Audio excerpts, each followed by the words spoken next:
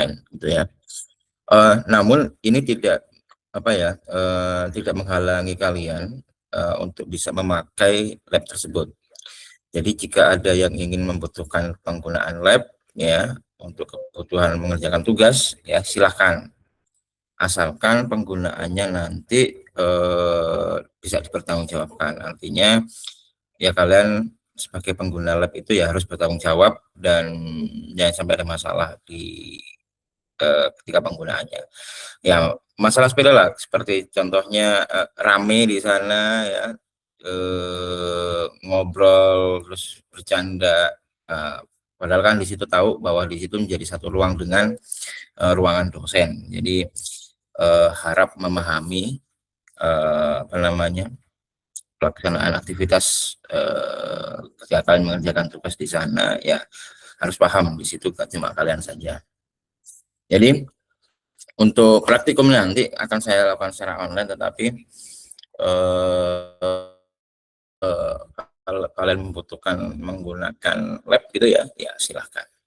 Cuman untuk praktikum kita hari ini itu tidak harus menggunakan lab gitu ya, tidak harus menggunakan komputer karena akan kita prioritaskan menggunakan sketsa ya. Tapi saya bebaskan lagi nanti ke teman-teman menggunakan sketsa menggunakan pensil, kertas gitu silakan, kemudian nanti di scan atau menggunakan sketsa dalam bentuk vektor ya dengan menggunakan pen tool yang kemarin kita sudah uji coba, yang sudah kita latih kemarin. Nah, mungkin dalam bentuk seperti itu diperbolehkan, masih bisa ya. Tapi yang jelas itu untuk praktikumnya akan kita laksanakan secara online, dan di sini kita sudah masuk ke materi yang baru yaitu materi super grafik ya. Super grafik yang akan kita butuhkan dalam pembuatan media promosi untuk prodi ya. Oke. Nah, sebenarnya kalau kita lihat ya dalam sebuah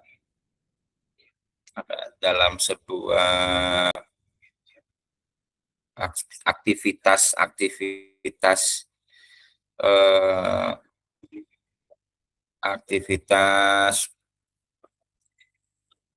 pembuatan desain gitu ya.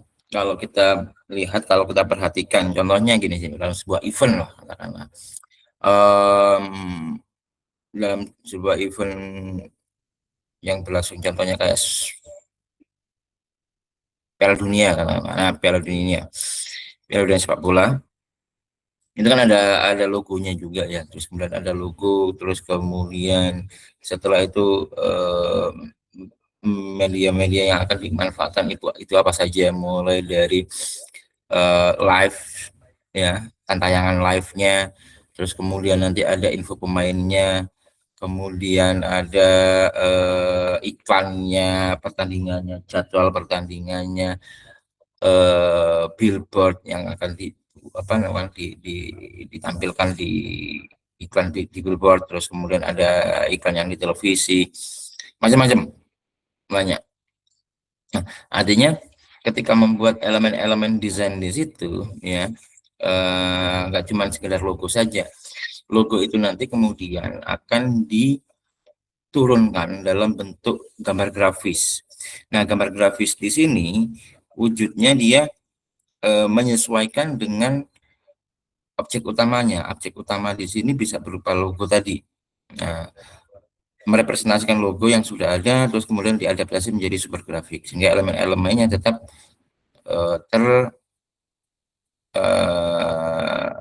terkontrol mengikuti pola-pola yang ada di logo. Nah, namun sebenarnya super grafik yang akan kita bahas di sini sebenarnya adalah dilahirkan dari istilah-istilah yang muncul dalam dunia arsitektur ya, atau interior. Nah, ibaratnya kalau membuat sebuah arsitektur atau interior itu harus ada sebuah landmark ya, ciri khas yang menunjukkan bangunan tersebut. Nah, di masa-masa arsitektur modern ya, arsitektur modern itu selalu akan memberikan sebuah apa ya, gambaran visual dalam sebuah ruangan itu supaya terlihat lebih memiliki ciri khas gitu. Nah, ciri khasnya tidak hanya dalam bentuk berupa gambar atau mural begitu saja ya, atau grafis, tapi juga dalam bentuk shape, bentuk dari internal yang ada di dalamnya, entah itu elemen temboknya, pintunya, kemudian gerbang atau ruangannya itu sendiri. Nah, itu bisa menjadikan sebuah ciri khas secara visual. Nah, implementasi yang paling mencolok yang bisa dilakukan biasanya adalah dalam memberikan bentuk grafis di dalam ruangan tersebut.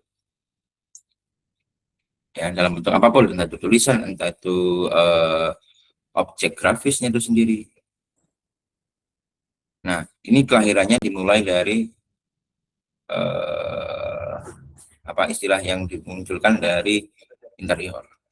Nah, dalam konteks di desain grafis itu sendiri sebenarnya ya, banyak yang bisa kita ya kita ambil ya sebenarnya dari logo utama, kemudian dilanjutkan atau diturunkan dalam grafis elemen tadi. Nah, grafis elemen inilah yang nanti bisa disebut sebagai super grafik.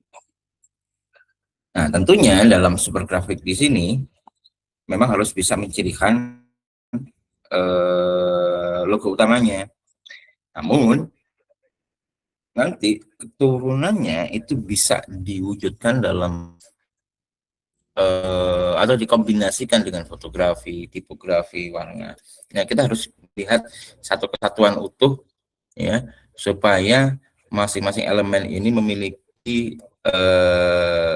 memiliki ciri khas yang unity yang satu tadi. Nah, kemudian fungsi dari super grafik ini sendiri sebenarnya tidak hanya pada institusi ya, tetapi juga berbagai aktivitas. Contohnya ketika saya memberikan contoh World Cup tadi ya. Nah, dalam dunia itu kan sebuah event ya, event olahraga yang juga membutuhkan sebuah wujud identitas visual baik berupa logo dan juga super grafis.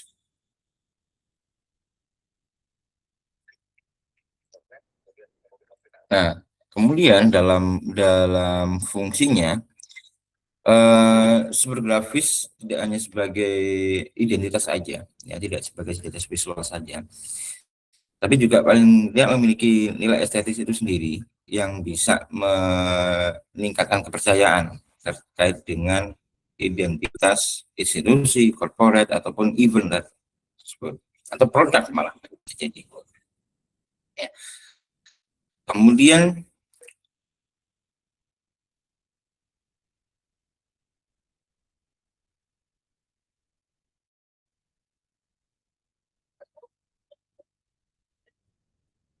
Nah, kemudian ini merupakan bentuk komunikasi, ya. Komunikasi dari sebuah brand gitu yang ingin menunjukkan identitasnya ke audiens. Nah, dan kemudian pengaplikasiannya ini bisa bermacam-macam, bisa bentuk di stationery, ya, terus kemudian alat-alat publikasi, kemudian di bentuk buku laporan, contohnya proposal atau yang lain-lain. Nah, dalam aspek contoh atau kasus yang akan kita laksanakan nanti, kita akan membuat berbagai macam media ya, media desain, mulai dari poster, kemudian zine, terus kemudian ada background Zoom, terus kemudian feed Instagram atau elemen-elemen Instagram yang ada di sana. Mungkin hanya feed saja, ada reels ya, template reels, terus kemudian ada story. Nah, semuanya kan harus bisa mengandung super grafik yang menjadi ciri khas dari prodi yang akan diangkat. Ya, kalau di sini contohnya adalah TRM atau multimedia, ya bagaimana multimedia ini bisa kalian berikan ciri khas di dalamnya gitu ya. Nah, di seragam itu juga kita bisa memasukkan unsur-unsur super grafik. Nah, hanya saja kita harus memperhitungkan bentuk dari super grafik kita ketika diaplikasikan ke dalam fabric atau kain. Nah, apakah ini memungkinkan ataukah justru harus ada treatment yang lain? Karena kalau kita sudah bicara kain gitu ya, eksekusinya bisa bermacam-macam. Apakah bisa DTG, DTF, sablon, bordir. Nah, ini semuanya kan harus bisa disesuaikan karena tidak semua elemen grafis itu match dengan bahan-bahan fabric ya. Jadi kita harus benar-benar apa ya, jeli ketika menentukan bahan, warna, dan juga jenis desain yang akan kita implementasikan dalam sebuah fabric atau baju. Kemudian kita juga bisa memanfaatkan elemen-elemen grafis tersebut muncul dalam bentuk transportasi. Ya, kita bisa lihat lah kalau beberapa pilihan transportasi dari perusahaan-perusahaan besar itu, ya, dari mobil, motor itu biasanya ada apa namanya identitas dari perusahaan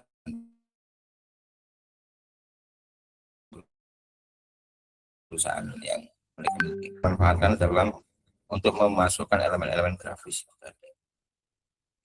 Nah, ini berbagai macam elemen, contoh ya elemen super grafik yang diimplementasikan. Nah, kalau kita lihat di sini, logo utamanya itu ada di sini. Logo utamanya ada di sini. Terus kemudian kalau kita lihat semuanya ini adalah implementasi logo, ya, dan kemudian ada elemen grafis. Elemen grafis di sini terbentuk dari, kalau kalian lihat di sini, super grafiknya adalah bentuk segitiga dengan garis zigzag di sini. Ada tangan. Nah, itu asalnya dari mana? Asalnya dari idenya itu seperti apa? Kok bisa menghasilkan sebuah elemen grafis seperti itu? Nah, jadi kita lihat ada sebuah konsep yang diwujudkan dalam sebuah grafis ya di sini untuk menjelaskan konsep tersebut, wujud visualnya seperti apa. Nah, kalau kita lihat di sini, Sunset Color Run ini adalah sebuah event gitu ya, event yang mengambil tempat di ada suatu tempat uh, yang memanfaatkan gunung Tal. Di sini ada gunung Tal. Kemudian di sini ada selain gunung di Tal itu ada juga danau. Nah, representasi gunung atau gunung berapi itu tersebut adalah bentuk segitiga. Kemudian ada apa namanya, danau tadi dengan gelombang air dengan garis segitiga, dengan gelombang garis zigzag gitu ya, zigzag yang tidak rapat tapi agak melebar. Terus kemudian untuk menunjukkan pegunungan, segitiga-segitiga yang banyak. Lalu kemudian ada simbol sunset juga dengan bentuk lingkaran kuning begitu, yang identik dengan suasana sunset yang ada di balik gunungnya. Terus kemudian ada juga ini simbol running yang berlari dengan zigzag tapi yang lebih italik begitu ya, miring dan juga sempit. Nah, elemen-elemen ini diwujudkan dalam bentuk konsep. Nah, konsep ini tentunya kan bisa kita dapatkan dalam project brief ya, yang yang kalian susun nantinya. Nah, dan ini nanti semuanya bisa kalian apa namanya wujudkan visualnya ketika konsepnya ini udah matang gitu ya. Nah, lalu dari elemen-elemen tersebut, nah kita bisa satukan untuk membentuk sebuah frame. Katakanlah di sini ada frame untuk di bagian kaos atau di bagian background. Di sini kalau kalian lihat backgroundnya yang lebih soft di sini ada tekstur elemen-elemen grafis dari sumber grafik ini. Terus kemudian implementasi di berbagai macam merge ya. Contohnya di sini ada mata, terus lanyard, atau gelang di sini. Nah, semuanya ter apa ya tersematkan visual-visual dan super grafik tersebut. Oke, lanjut. Nah, ini event juga event-event olahraga, jadi tidak hanya dalam bentuk media promosi yang ada di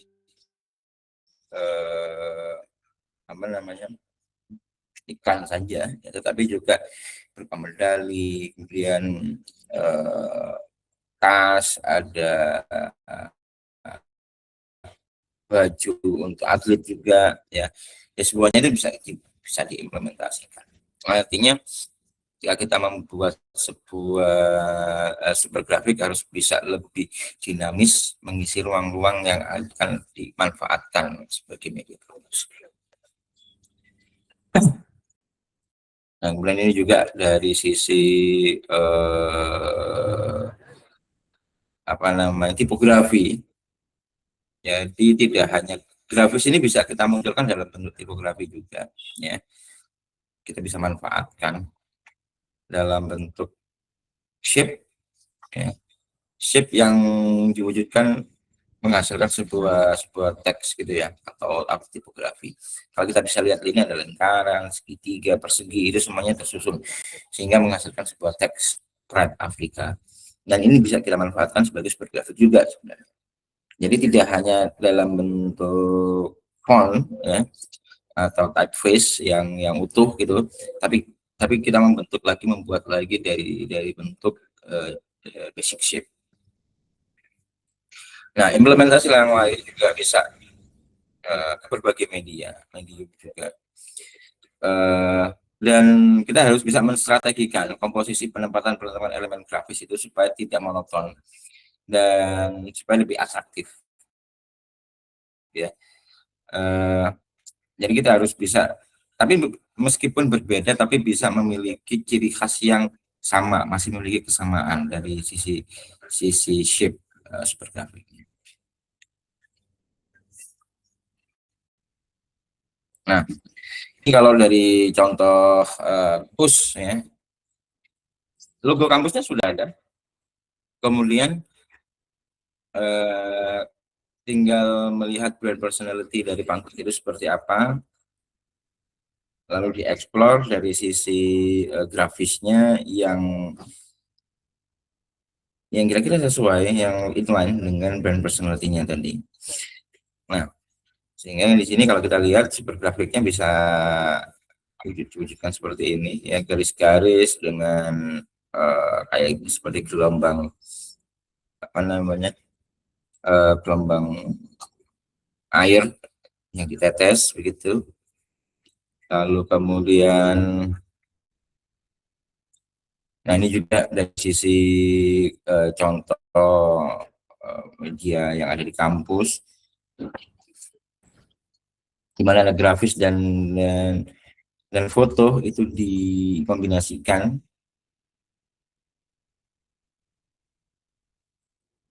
Nah, tentunya grafis itu tidak melulu dalam bentuk geometris saja ya, tapi kita bisa memanfaatkan warna ya, gradien gitu, itu bisa kita manfaatkan juga. Tipografi bisa juga, foto sangat bisa, ilustrasi pun juga bisa. Jadi apapun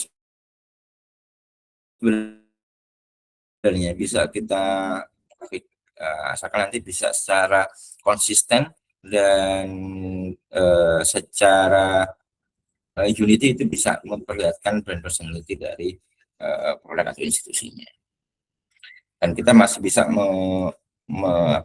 memberikan panduan loh, pengaturan elemen-elemen visual tadi seperti apa.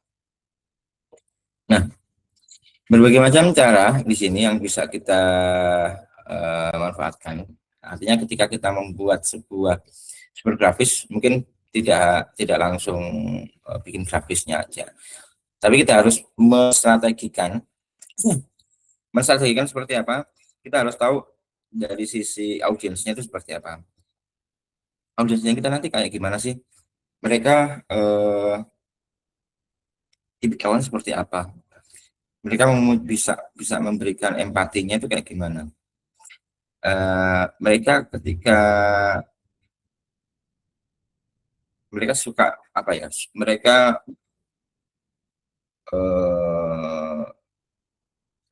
bagaimana bisa menarik perhatian mereka itu dengan cara seperti apa? Jadi kita harus kenal audiens kita. Nah,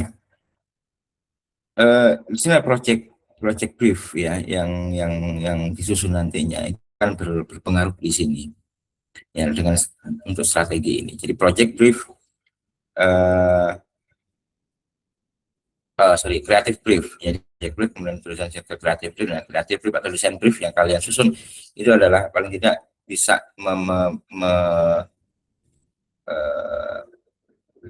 menunjukkan siapa audiensnya dan bagaimana nanti kalian berbicara dengan audiensnya. Nah,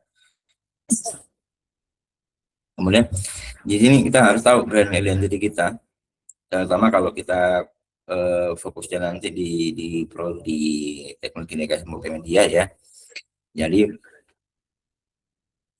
konten-kontennya sudah ada dan tinggal bisa di explore lagi begitu, sehingga kita harus tahu atau kalian bisa merepresentasikan multimedia itu TRM itu seperti apa. Teknologi multimedia ini ciri khasnya seperti apa. Nah, ini paling tidak bisa kalian tunjukkan. Kemudian kalian harus bisa memilih format visualnya seperti apa. Artinya di sini komposisi harus bisa kalian strategikan juga. Elemen visualnya kayak gimana, komposisinya seperti apa. Jadi di sini nanti wujud visual itu bisa, wujud super grafik itu bisa menentukan komposisi visual. Jadi diletakkan di bagian mana, sehingga dia bisa lebih dominan atau lebih tersembunyi. Apakah memang membutuhkan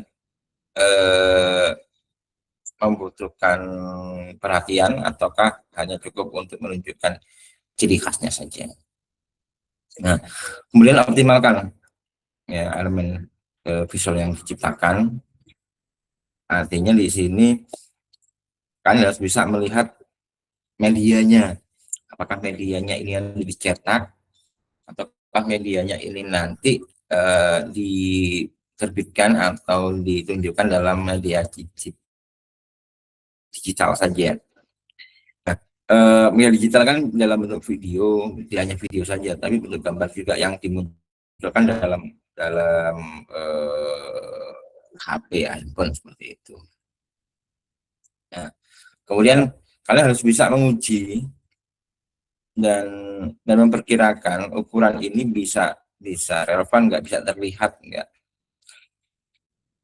Karena ini penting ya ketika kalian bikin desain di di Illustrator atau mungkin nanti di Affinity begitu ya. Ketika kalian pakai ukuran 9 banding 16 gitu ya, 9 banding 16 yang lain yang potret seperti itu, ketika tampil di komputer kelihatan jelas semua, gede gitu. Tapi ketika ditampilkan dalam handphone ternyata loh ini kok kekecilan, nggak kelihatan. Nah, kalian bisa memperkirakan itu kan, bisa menguji coba melihat bagaimana ukuran itu sudah supaya tepat dan terlihat jelas. Nah, inilah mungkin yang harus kita capai nanti ya, Tapi sebelum sebelum kita nanti membahas atau mengerjakan super grafik ini, kita harus pastikan dulu bahwa semua kelompok ini design brief atau creative briefnya ini benar-benar sudah tersusun. Nah, untuk memastikan tersusun, saya sudah mempersiapkan tadi. Saya sudah mempersiapkan G Drive yang bisa diisi oleh masing-masing kelompok.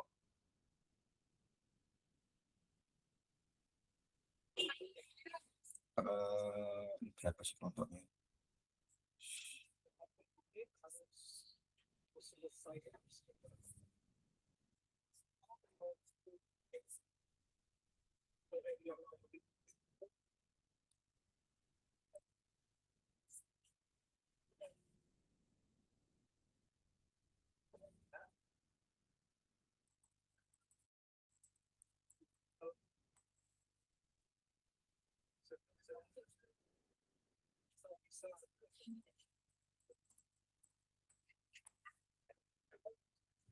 Oke. Ini akan saya share ke kelas ini.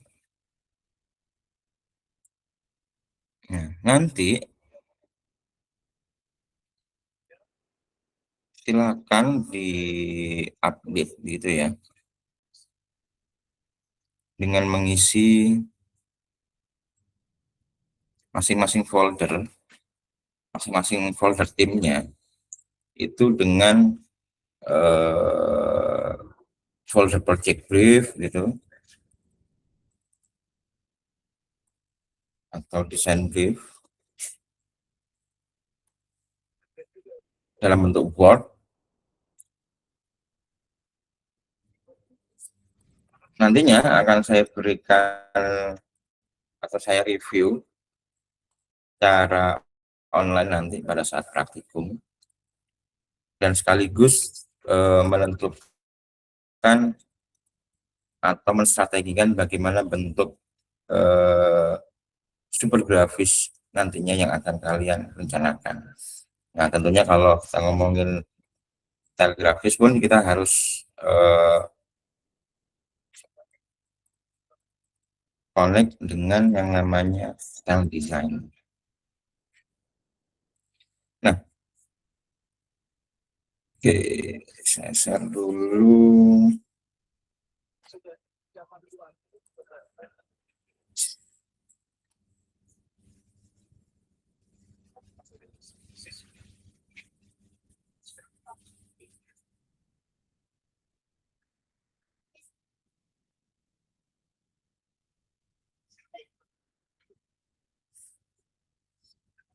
Oke.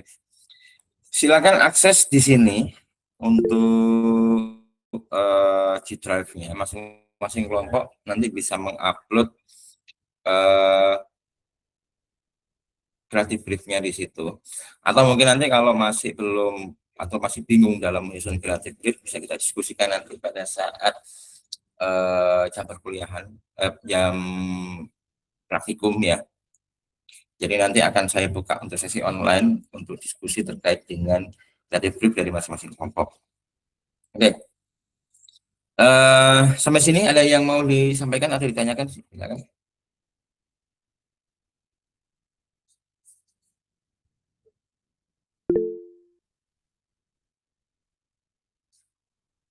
Ya, supaya nanti kalau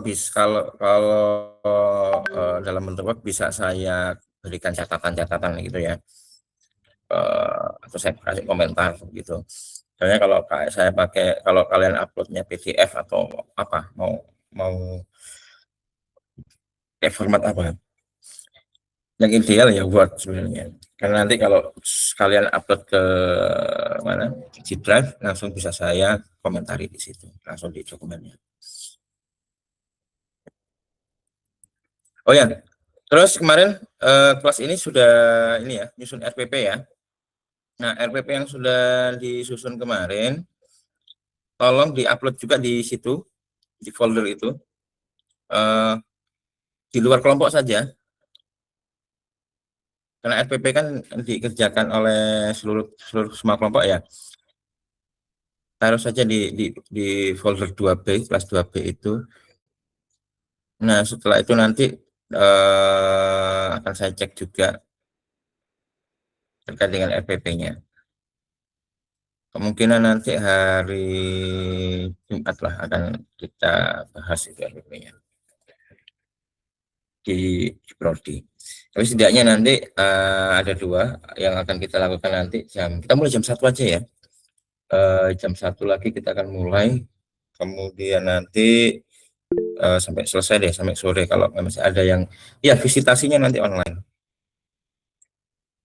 Ya, visitasinya nanti jadi visitasinya nanti akan kita manfaatkan saja momen praktikum ini. Jadi setiap kelompok nanti bisa langsung visitasi untuk menanyakan soal RPP dan seterusnya.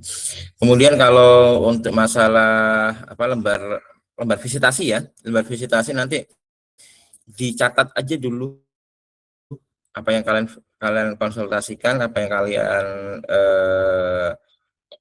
apa yang kita diskusikan dalam pertemuan ini dicatat saja dulu. Kemudian tanggalnya juga diisi, tapi tanda tangannya bisa dikosongin dulu ya, supaya nanti ketika kita ketemu lagi setelah hari raya nanti saya punya utang tanda tangan lah dari masing-masing kelompok yang ada di sini. Oke, ada yang mau disampaikan lagi?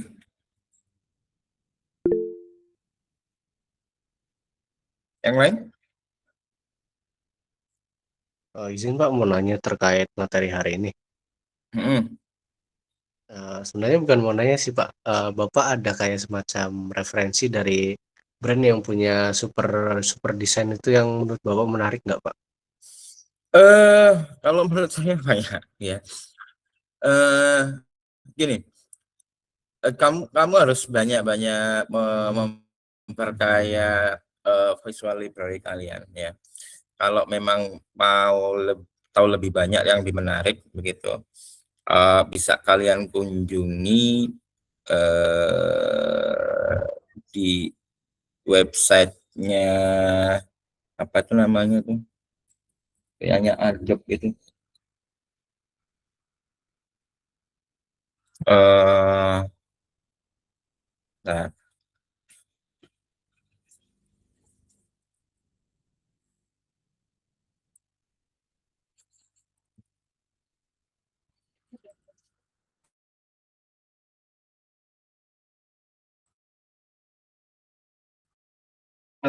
tinggal cari kategori-kategorinya.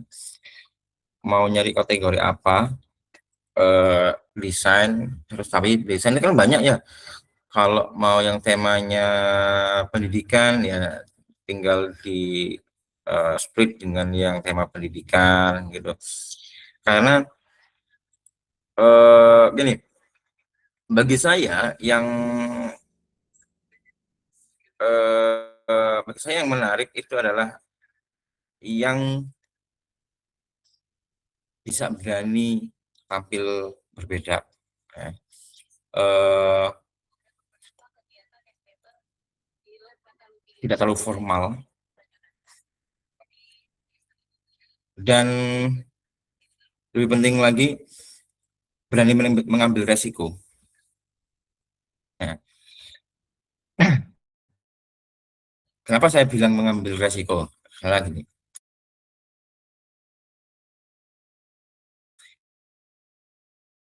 karena ini tema pendidikan gitu ya, pasti akan mengambil tema-tema yang soft, yang kalem ya, terus kemudian yang bentuk garisnya yang rapi, wujudnya rapi loh gitu. Nah, itu kan formalnya seperti itu ya. Justru yang harus bisa kalian lakukan adalah kalian berani untuk apa ya, mengubah atau berani untuk membentuk diri kalian sendiri atau membentuk perspektif kalian sendiri, berani mencoba sesuatu, karena kesempatan kalian cuma ada di sini gitu loh. Ketika kalian belajar di kampus ya tujuannya untuk explore, ya untuk explore itu ya, artinya kalian coba yang sesuatu yang beda, sesuatu yang berani, yang awalnya justru dianggap mungkin kurang, atau gini deh, saya kasih contoh. Kalian tahu spanduk pecel lele kan? Tahu Pak, Lele yang Lamongan kan? warna-warni gitu biasanya Pak. Nah, nah kalian lihat itu jelek banget gitu loh, ya kan? Kok jelek sih lukisannya, kok jelek ya, ya. Kan sudah ada banner, yang sudah ada Photoshop, yang tinggal masukin foto-foto kan bagus jadinya, menarik bla bla bla bla. Justru itu adalah ciri khas gitu loh ya. Nah, ciri khas sebuah identitas yang tidak bisa direplikasi dengan teknologi terbaru itu. Karena itu ciri khas, dan dan sifatnya ada di situ. Nah, mereka menemui ciri khas yang semacam itu, pecel lele Lamongan tadi dengan gaya lukisannya seperti itu. Kalian punya ide itu. Kita bikin tema-tema kayak pecel lele aja nih kayaknya nih. Karena di sini tuh kalau pecel lele kan jualan jasa, jualan makanan nih. Nah, tapi kalau di institusi pendidikan ini kan jualan jasa. Ini kan sama-sama jualan, tapi kita ambil kita ambil semangat dari pecel lele Lamongan ini tadi ke media promosi kita. Vibes-nya itu seperti pecel lele, lukisan-lukisan nanti apa namanya, komputer-komputer nanti kita bikin kayak lukisan-lukisan dan seterusnya yang identik dengan pecel lele Lamongan. Justru harus itu yang harus kalian lakukan gitu, memberikan persepsi, perspektif baru yang awalnya dianggap jelek gitu ya, yang dianggap apa ya, enggak agak kurang gitu di masyarakat. Nah, justru kalian meningkatkan value gitu. Nah, harusnya seperti itu. Jadi tidak hanya apa namanya, mencontek atau melihat dari apa yang ada di Pinterest atau di Behance. It's okay kalau mau belajar untuk mereplikasi atau belajar tekniknya terlebih dahulu, tapi jangan selalu terpaku di situ. Tapi kalian harus berani untuk keluar dari zona nyaman kalian, mengeksplor lagi dengan lebih banyak lagi, mengeksplor dengan lebih liar lagi, eh, hasilkan perspektif baru, hasilkan eh, kembangkan gaya-gaya baru lagi dari yang sudah ada. Nah, justru saya lebih mengapresiasi bagi mereka yang berani untuk coba sesuatu tantangan baru gitu ya, yang awalnya ini nggak mungkin ini diimplementasikan ke prodi TFM nih. Nah, tapi ketika dicoba lagi di teks di apa namanya, diolah lagi, ternyata bisa. Nah, justru saya mengapresiasi dengan seperti itu. Artinya saya tidak terpengaruh atau tidak terstate dengan satu gaya atau dua gaya desain tertentu ya, tetapi ketika ada sesuatu yang baru, yang unik, yang beda, nah itu mungkin yang bisa menjadi pusat perhatian saya. Nah, kira-kira itu sih. Baik, cukup Pak. Terima kasih Pak. Ya, ada lagi yang lain?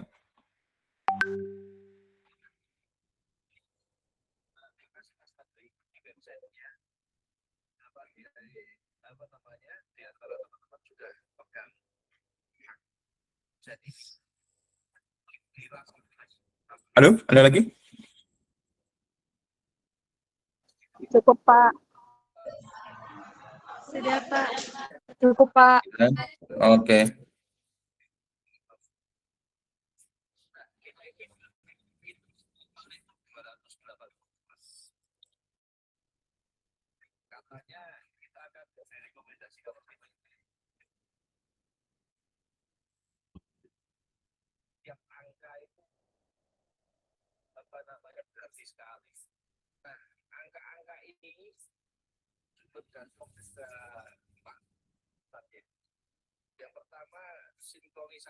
Ya, saya siapkan formnya dulu untuk apa namanya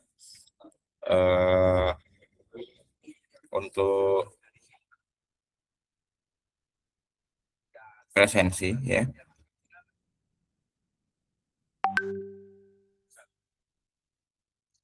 Bagi yang ada di sini tolong aktifkan kameranya ya, terus kemudian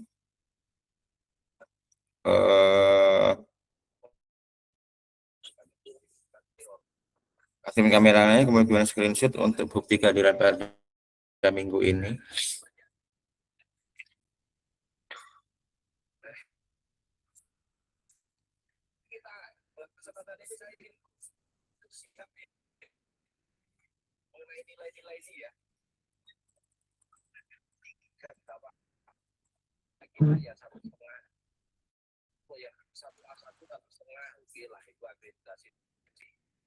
Terus kemudian jumlah program studi terakreditasi nasional dengan peringkat unggul A itu mungkin lah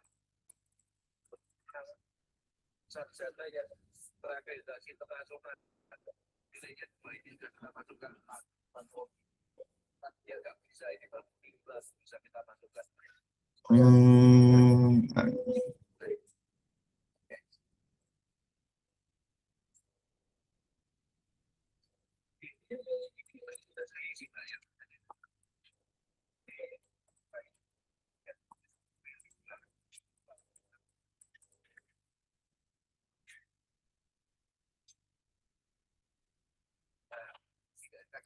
Oke, ini dia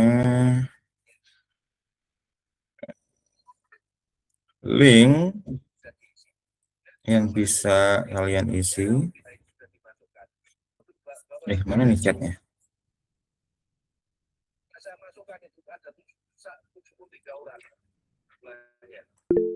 Oke, silakan isi formulirnya yang di link yang sudah saya sediakan di kolom chat.